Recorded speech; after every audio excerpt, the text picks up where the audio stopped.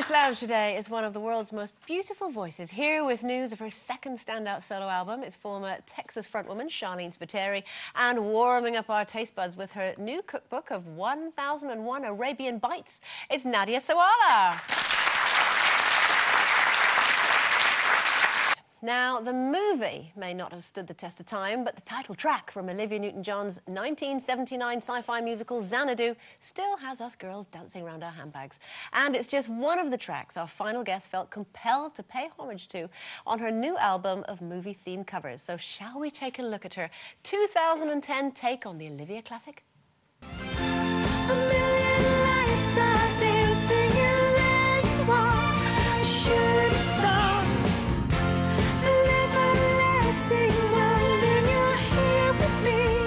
Eternally, Xanadu, Xanadu, Xanadu.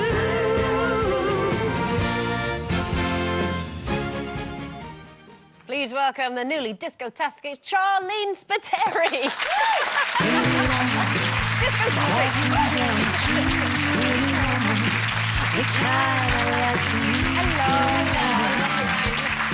Hello. I'm not going to kiss you though because they said very good. They said it takes too much time to kiss everybody, and I couldn't say disco-tastic. I thought I look like I'm probably like going to give them a good snog, but anyway. you can do that after. Why Xanadu? Has that always been one of your favourites? I just think it's such a great song. I mean, the melody is such a jolly song. It just makes you happy. And I think it's amazing you wanting to do this because, you know, looking at you and knowing your music, it's not a natural consequence of what you do, is it? I mean, yeah, I mean, it's like it's really strange because, you know, obviously I'm known for the songs that I write with Johnny and for Texas. And this was what happened last year was that I did the 30th anniversary of The Godfather, and I sang the theme tune to The Godfather. And then I sang for the 25th anniversary of Saturday Night Fever, and I did the Yvonne Elliman song, If I Can't Have You. So I had this film theme thing already, so I had 2 tracks ready done. And Texas was basically formed around about the movie Paris, Texas, which influenced us massively, and we called ourselves Texas, and wrote I Don't Want a Lover, based on, influenced by the soundtrack by Ry Cooder. So it's a bit like, well, great, we're going to do another Texas album, so let's do this first. How did you make such popular songs, though, sound your own? Because you do, though, don't you? You're very good at that. Do you know what? That was a weird one for me because I thought, oh, yeah, I'm going to sing these songs. Now, we've always done cover versions, like, within our shows in the set, so we'll do, like, every tour, we'll do, like, a song. And suddenly went to record them and thought, how did I do it without making it sound karaoke? No, but it was really, it is really weird because then you're just mimicking, and then it was like you don't want to take it so far away from the original because I mean they're massive, big songs, and it's like there's a it was weird, but. As you see in some of the footage from the video there, I worked with Phil Ramone, who's known for doing all the Frank Sinatra records. Is that the man with the beard? That's the man with the beard, and he did that. He does all the Barbra Streisand records, and so for me it was like film has always been a massive part of my life. You've got some really different sounds on there. I'm just looking at the back of the album here. You've got Xanadu, we just heard. If I Can't Have You. Yeah. How do you make that your own? Because that's such a distinctive sound. It's a very distinctive song, and there was so many different styles. I got to, if I can't... The thing is, every song that I picked is a song that I genuinely love.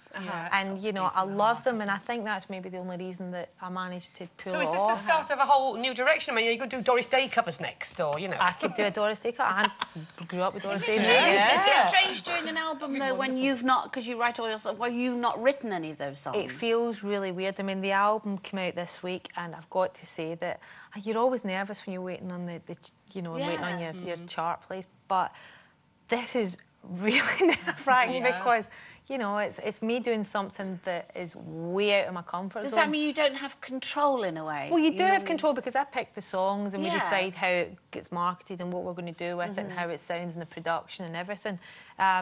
But it's just different. It's completely different. You know, when you're writing your own songs, you're telling your story. But when you're singing someone else's songs, you're telling your story within someone else's music. So it's a really different kind of place. You're a big Nancy Sinatra fan. Oh, I love Nancy Sinatra. So is it going to be My Boots Are Made for Work? I did that. I did these boots are made for walking on the last tour. Did when you? I did it on the tour, and I had great fun doing that. I just got to strut my stuff a bit every night.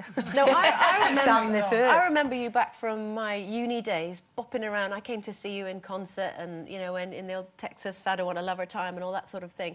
Were you an angst-ridden teenager at all? Do you know what? I wasn't. I was I probably was like. My mum probably thought I was, but I was just really like, I was like Han Solo. I thought I had a bit of a mission and was just like, yeah, whatever. And just was all I did was sit in my room. Music? Music and painting. I used to sit and paint a lot, and I was at art school at that point, and so I was like doing that and designing like album sleeves and making up mixtapes. I think we all did that though. It was at that time. And then dressing my sister up and putting makeup on and taking photographs. That explains a lot. Because what I've always loved about you is your unique style. Because in the 90s, when you were really becoming enormous, this kind of style wasn't current. I mean, it was the sort of Madonna, sexy imagery, wasn't it? And you were determined to just be who you are and not go that way. What was are that you hard? saying? No, it was sexy in a different way. No, she doesn't get it all out. No, she's sexy in her own way. I always had that. No, but I always had that sort of theory on it that when people run into you in the street, then they don't go, "Oh my God, you look really different." Looks a bit rough in real life, doesn't she? So basically, it was like a case of I thought I'll play it down a little bit. You have always sort of made a stand against that sort of thing. I think the sexiest video you've ever shot was Alan Rickman, where you did the tango. Yeah, I did the tango. And that's the only time I've ever seen you looking a bit saucy. Yeah, I did. When I put a dress on for the first time, people went a bit, she's wearing a dress. It's weird because it's funny because to me, when I did the white on blonde sleeve, all you see is my eyes with my jumper pulled up.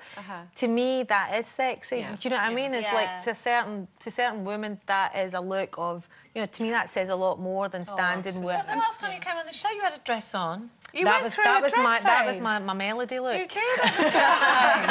That was the look for that. Did you like? Yeah. Do you know what? It depends. I don't know. Sometimes did I have a dress on the other night? When You did. saw me. You saw me in Yeah, a dress we met the other the other night. We night. saw each other the other night Nice. at a Scottish Scottish Awards thing, and I had a dress on. It depends on my mood. Yeah. You do dresses sometimes, and then you do your jeans and stuff. Most of the time jeans. Sometimes I even brush my hair. I know. I have to say, Shirley, not always. I never brush my hair ever. Your album, it came out on Monday. Yes, didn't it it? did. Look, wish you all the luck in the world thank with you it. so Charlene much. Spiteri, everyone. Thank you, everyone. That's it for today. We'll see you tomorrow for more Loose Chat at 12:30. See you then. Bye-bye.